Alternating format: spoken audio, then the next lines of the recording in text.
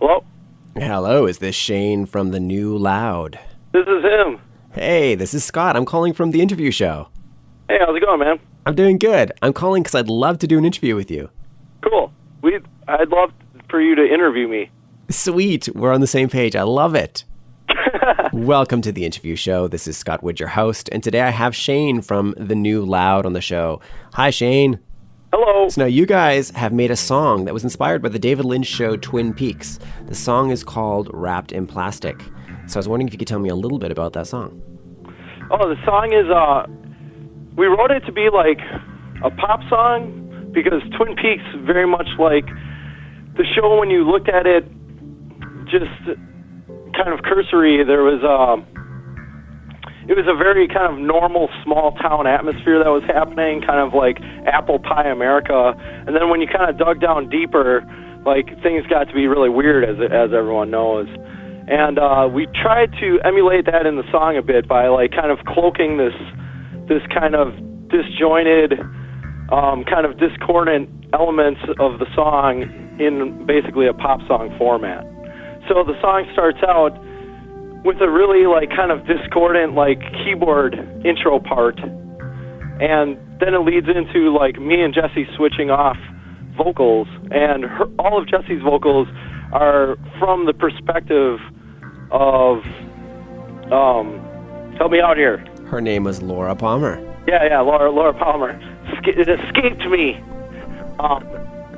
Yeah, all of Jesse's vocals are done from the perspective of Laura Palmer. So she's singing the song as if she were Laura Palmer. Hey, this is Shane from the New Loud, and you are listening to The Interview Show.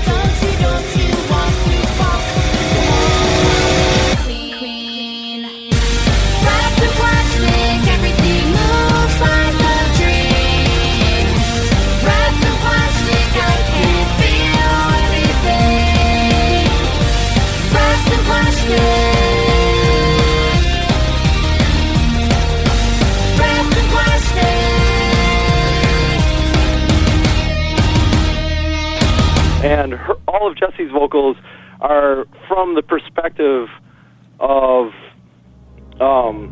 help me out here. Her name was Laura Palmer. Yeah, Laura Palmer. It escaped me. All of Jesse's vocals are done from the perspective of Laura Palmer.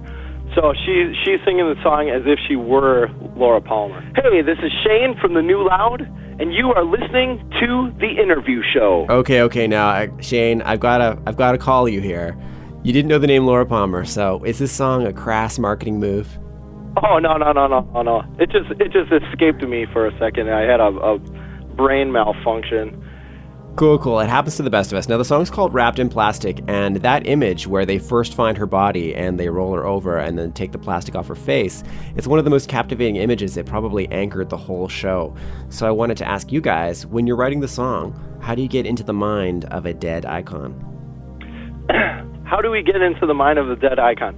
Well, I kind of wrote it from I wrote the lyrics for it to be sung by Jesse, like I said, from Laura Palmer's perspective. And when I was writing the lyrics, I was just thinking how, like, trapped and frustrated her character was, like, one, she couldn't remember what had happened to her because it was basically blocked out, and then later in the show, like, she kind of unlocks her memories that lead to you finding who the real killer is and such. But to me, that was a really frustrating element, and so I tried to bring that out a lot.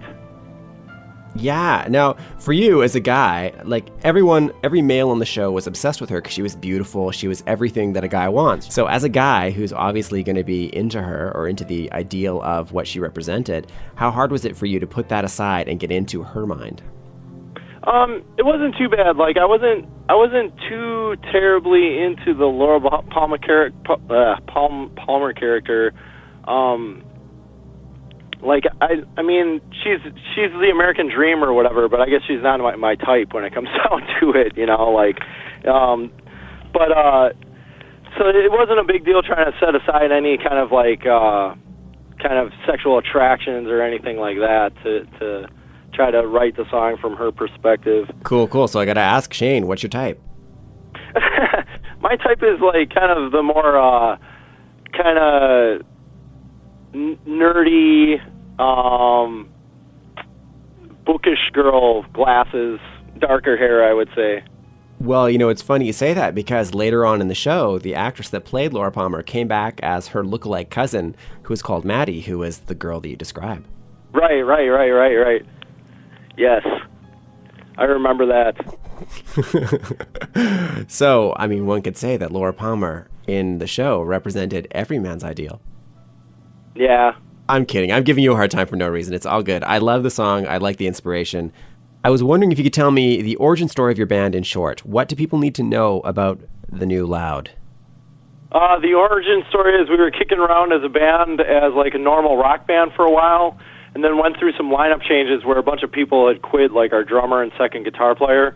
And then we decided to explore kind of I don't know if it's a genre, but it's kind of a time period of music that we all really enjoyed, which was like early 80s, mid 80s, post-punk, and just a lot of like the synthesizer stuff that was happening at the time. So like Prince, like during the Purple Rain and kind of 1999 years, and then like I said, a bunch of post-punk new wave stuff like New Order, Gang of Four, stuff like that. Nice. Is there anything else we need to know about the New Loud? Let's see. Well, we just released our LP. That's the LP that the Wrapped in Plastic song is off of. It's called Measures Melt. And in about a couple weeks, we're releasing a video from that song, from that record for another song called Get Lost. So that's what's coming up for us soon. And Get Lost, is that inspired by the TV show Lost? No.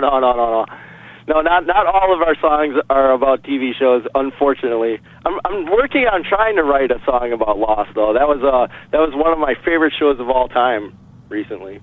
Yeah, no, I think you guys could have a thing here. You could do that.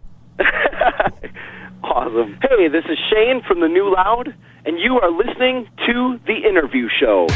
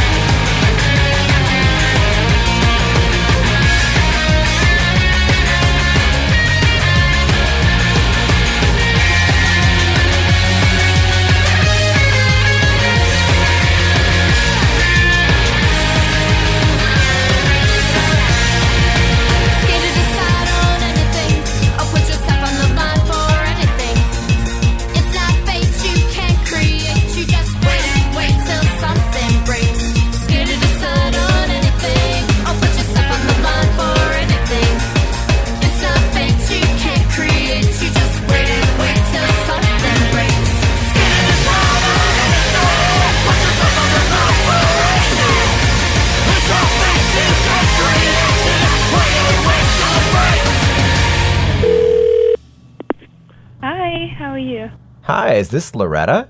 Yes. Well, hello. This is Scott Wood from The Interview Show. Oh, wonderful. Nice to meet you. How are you? Nice to meet you. I'm doing great. What are you up to today? Oh, just worked out for an hour and about to work on some more music. So that's basically it for tonight. So in the gym, what were you doing today? Cardio, abdominals, a little bit of yoga stretching. And what were you listening to while you were doing your workout? Actually, Michael Jackson. He's the best for workouts. Oh, Michael Jackson, what era? Just basically a little bit of everything. I love Thriller. I love Bad. I love Dangerous. Those are my 3 favorites. Okay, everybody out there in listener land is right now, they're imagining you in the gym working out. Now, which Michael Jackson song are you most likely to get busted mouthing the lyrics for? Probably PYT. That is such a happy song. Nice. Going. Yeah. Okay, so you've done a cover for Stranger in Moscow. Mm-hmm. You call it a tribute. Some people might call it a cover. So can you tell me what the difference is in your mind? Well, I think the tribute, basically, what it means to me is Michael Jackson was my biggest inspiration.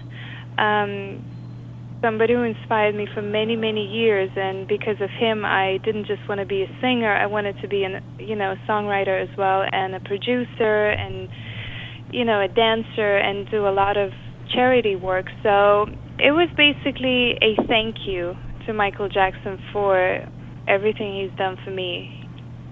So that's what basically it means to me, a tribute. Nice. Now, that song was written at the height of the controversy surrounding Michael Jackson, and a lot of critics feel that single was ignored because of that controversy. I related to that song. It meant a lot to me because of my past, because of, the fact that I was always felt really judged and alone.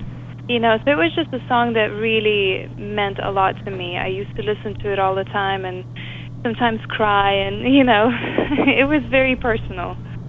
It was both things, being really, being really close to that song, and also, a thank you to Michael. I would also love for everybody who is listening to this right now, if they could join me on Facebook. My page is facebook.com/XOXO Loreta, Loreta 1T. And you can also get a free download of Stranger in Moscow. Oh, nice. I really appreciate it.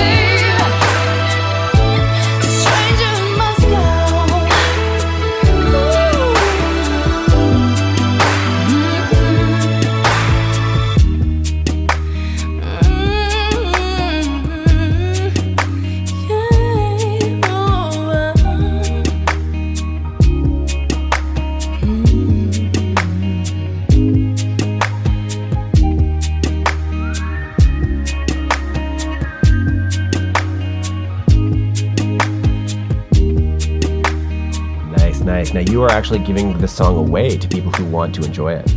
Yes. So can you tell them about how they can find it? Yes, you can find it on facebook.com/XOXO Loreta. You can also find it on reverbnation.com, XOXO Loreta. So either one of those. Welcome to the interview show. This is Scott Wood, your host, and today I have Loreta on the line. Hello, Loreta. Hey, Scott, how are you? I'm doing great. The listeners are just going to have heard Stranger in Moscow, which is your Michael Jackson cover. So as a singer, I can only imagine when you're going to approach a song done by someone that's so big in pop culture. Mm-hmm. I mean, when you do a song like that, you have to make it your own. Well, basically, that song has been one of my favorites for a long time because the History album came out when I was already living in London and I was going to school. And it was just a time where I really missed my family, and obviously, starting a career at 4, I was kind of, judged and not very accepted amongst, kids and a lot of adults as well, and I was judged, and I just felt really, really lonely all the time. So it was kind of a song that always connected with me. I would listen to it and I'd feel like I'm not the only person feeling this way. So it was sort of a perfect song for me to sing because it meant a lot. And it was a song that actually, represented true feelings. So it was just the right thing to do.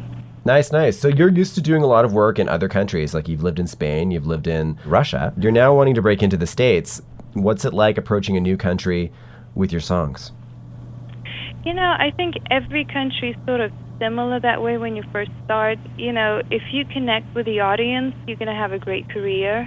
If you don't, then it doesn't matter where you are. It's just not going to happen. So I think, as long as you write great songs, you write songs from the heart that mean something to you, and then you can, hope that people can relate to them and can relate to you, it just sort of happens automatically, I think. So what's the hardest thing coming to another country and pushing your way into the pop world? I think when you first start, obviously I live in a city where everybody's a singer, everybody's an actor, so you just have to prove that you are for real. You're a real artist, a real songwriter. I think that's the hardest thing. And then once people get to hear what you're doing and how serious you are about it, you sort of stand out, and people do take you seriously as an artist. It's not anymore like, oh, it's just another wannabe, Nice. Yeah. So I was reading actually that your song, Happily Never After, there was a quote, you got somebody to say that it was the best power ballad that Mariah Carey never recorded.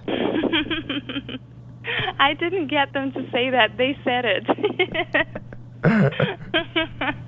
Well, I'm glad they said it because it's a great quote. I know. I was shocked myself, too. But, yeah, that song is very, very personal to me. It was the first song I wrote when I moved to L.A. It was probably the most painful song I ever wrote. So, yeah, it's definitely a very special song. So now I want to take you backstage. Mariah Carey's heard about the song, and she's heard that she could have sang it but missed it.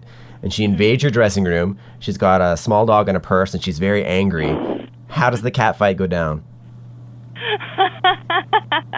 Well, I wouldn't want to think that she's that way. I think she's a wonderful person, and she's an amazing songwriter. I don't think she would need to worry about somebody else's songs. So there would be no cat fight. Okay, how would you calm her down? Because she's so angry. It's such a great song, and she wants it on her record. I'm sure I could write her another song that maybe could be just as good, or she could write a song that could be just as good. So I'm sure that we could collaborate. I think that would be the best thing. There you go, Loreta. You're so positive. I like it. I try to be. Great. Well, is there anything else that you want to say about Happily Never After? Because that's the song that I'm going to end with today.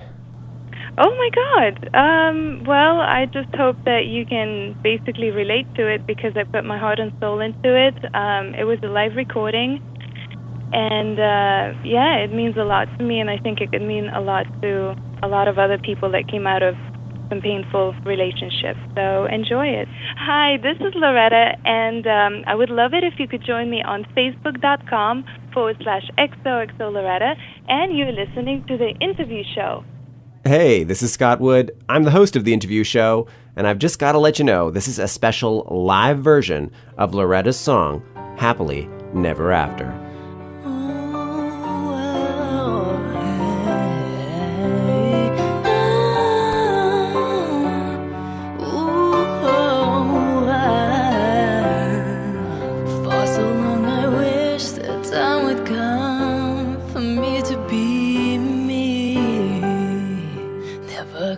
See that you would be my biggest enemy. One day you'll look back and you'll just be a distant memory. So hard I try to love, but nothing's ever in eternity. And you don't even know that silently inside I cried so many nights. I did not deserve to be living in a lie. I should have rather died. Baby, the best thing you've ever done was let me go. I can go on, never look back to the wasted years of my life. Why did you have to lie, pretending you and I were meant to be together all these years? Still no sign of any honesty. Why did you have to gain by pushing us into this misery? I don't wish you back.